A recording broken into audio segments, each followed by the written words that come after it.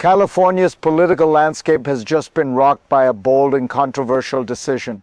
A federal judge, one of the highest legal authorities in the land, has just called out the state's voter-approved redistricting plan, accusing it of being nothing short of racial gerrymandering. This isn't just a legal matter, it's a political earthquake that could reshape the future of U.S. elections. But what does this mean for you, for the future of democracy, and most importantly for the Latino community? The judge's opinion has ignited a firestorm of debate. Is this a fight for fairness and representation, or is it an attempt to hijack the system for political gain? It's time to dive deep. Stick with me. We'll break down how this case could shift the balance of power in California and beyond. At the heart of this controversy is California's Proposition 50, a move designed to redraw the state's congressional districts. But while it might seem like just another political maneuver, it's far more than that. The issue goes straight to the core of what many see as a systematic abuse of power. California, a state already dominated by Democrats, was asked by its leaders to approve a map that would give them even more control targeting Republican strongholds. The goal: create more Democratic districts, essentially ensuring that California's congressional delegation would remain under Democratic rule for the foreseeable future. But there's a twist. This plan wasn't just about party lines. The controversy arose when race became a key factor in the map's design.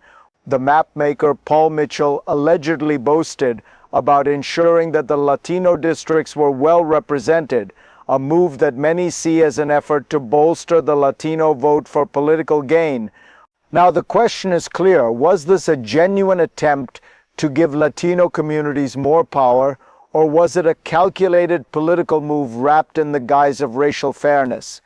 To fully understand the gravity of this case, we need to take a step back and examine the history of redistricting in the United States.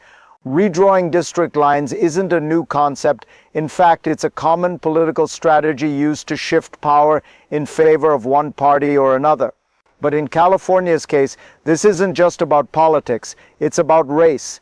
Historically, redistricting has often been used to either suppress or expand the voting power of marginalized communities. In the 1960s, the Voting Rights Act was passed to prevent states from using redistricting as a tool of racial discrimination. However, what California is accused of now could fall into a murky gray area. The question becomes, can redistricting be used to benefit a specific racial group without violating the core principles of democracy? As California enters its mid-decade redistricting plan, there are echoes of past racial gerrymandering attempts. While some argue that the aim was to help Latino communities gain fair representation, others fear that it crosses a line into manipulating race for political advantage. The situation came to a head when Judge Kenneth Lee, in a scathing dissent, condemned the entire redistricting process as racial gerrymandering. His fiery opinion wasn't just a legal jab, it was a direct attack on the core of California's Proposition 50. The judge argued that the state had crossed a line using race as a tool to create more Democratic-friendly districts.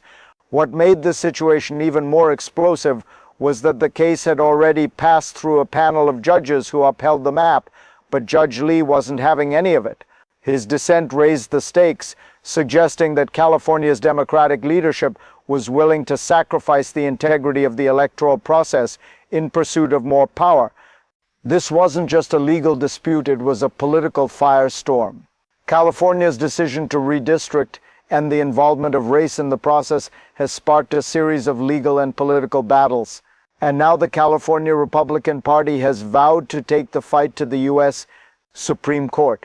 In the end, the stakes couldn't be higher. If the Supreme Court agrees to intervene, it could completely change the balance of power in California's congressional elections, potentially flipping the script on Democratic dominance.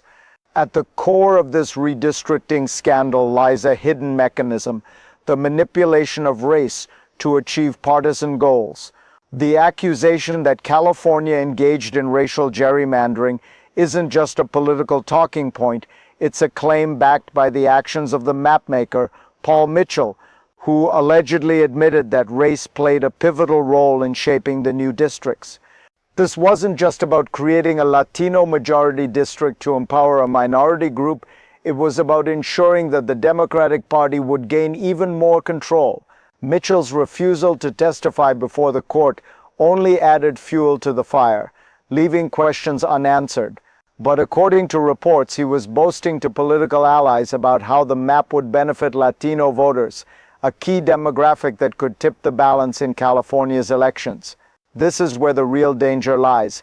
If political elites can draw maps with racial considerations at the forefront, then it threatens the very foundation of free and fair elections. The idea that districts could be reshaped to favor one party using race as a weapon is a powerful and dangerous precedent. As the political and legal firestorm rages on, the California Republican Party has made it clear they will not back down. The state's controversial redistricting plan has now become a full-blown crisis. The Republicans argue that the map's racial motivations are not only illegal, but fundamentally undermine the integrity of the electoral process. This is no longer just a legal debate, it's a battle for democratic legitimacy. If California's redistricting stands, it could set a dangerous precedent for other states to follow. Partisan gerrymandering, disguised as racial fairness, could spread like wildfire, skewing elections nationwide. Republicans are rallying, pushing for an emergency injunction from the U.S. Supreme Court. With the stakes so high, all eyes are now on Washington, where the Supreme Court could deliver a ruling that will determine the fate of Proposition 50 and perhaps the very future of fair redistricting in America. So, what does this all mean for you, the average American, for the Latino community, and for the voters who feel their voices being manipulated? This isn't just a case for political elites or judges. It's a case that impacts real people in real communities. Imagine living in a district that has been redrawn not for your interests, but to sway the balance of power in a way that benefits one party over another. Voters who feel powerless, who already feel like the system is stacked against them, now have to wonder if their vote will even matter in a system that has been engineered to favor one group over another.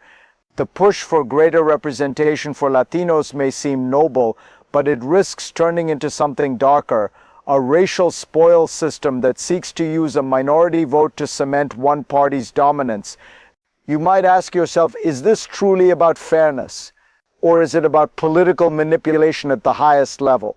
The system needs to be held accountable for the promises it makes. Promises of fair representation, promises of an electoral system that truly reflects the will of the people.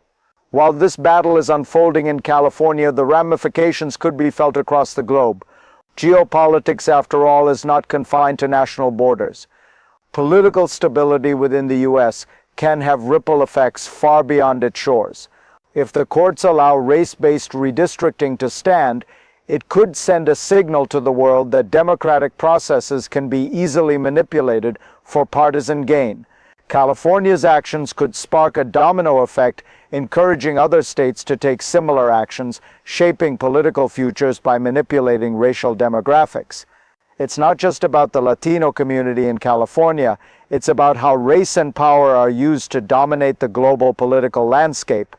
On the international stage, a weakened democracy is one that sends shockwaves, raising questions about election fairness and political transparency in other countries. As the U.S. navigates this controversy, the world will be watching closely, wondering if the land of the free is truly upholding the values it claims to champion. What happens next? The future is uncertain, but we can envision three possible outcomes, each with its own set of consequences for democracy, fairness, and political power. 1. The best case, fair redistricting for all. In an ideal world, the courts would recognize the dangers of racial gerrymandering and uphold a system where redistricting is based solely on fairness and representation. This would mean rethinking Proposition 50 and crafting districts that truly reflect the diversity of California's electorate without favoring one party over another. The Latino community would gain more power, but it would be done in a way that maintains the integrity of the system. 2. The middle ground, a political stalemate. The courts may decide to maintain the current map, but with stricter oversight. This would lead to an ongoing political standoff where both parties constantly challenge each other's redistricting efforts. While this may preserve some sense of fairness, it will likely fuel further political division and instability, leaving the system vulnerable to future manipulation. 3. The worst case, a precedent for partisan gerrymandering. If the courts allow the current map to stand, we could see the further entrenchment of partisan redistricting based on race.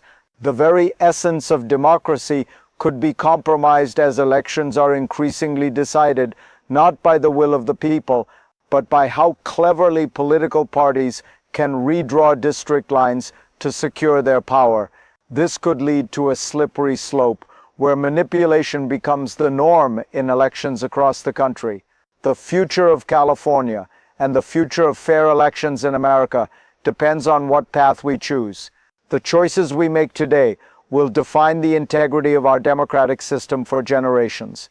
The battle over California's redistricting plan is far from over.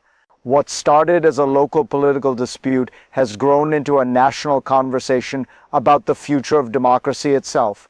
The question that now looms large is whether partisan manipulation will continue to undermine the principles that our elections are built on. This is not just a case about California, the Latino community, or even the political elites fighting for control. It's about the integrity of our democratic process, a process that should be determined by fair elections, not by racial gerrymandering or political maneuvering. We must demand accountability.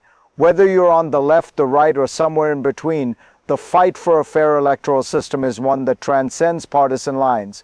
It's about ensuring that our voices, all of our voices, are heard and counted equally. The future of American democracy depends on the decisions we make today. And as this case continues to unfold, the question remains, will we rise to the challenge and protect the sanctity of our electoral system? Stay tuned, this is only the beginning.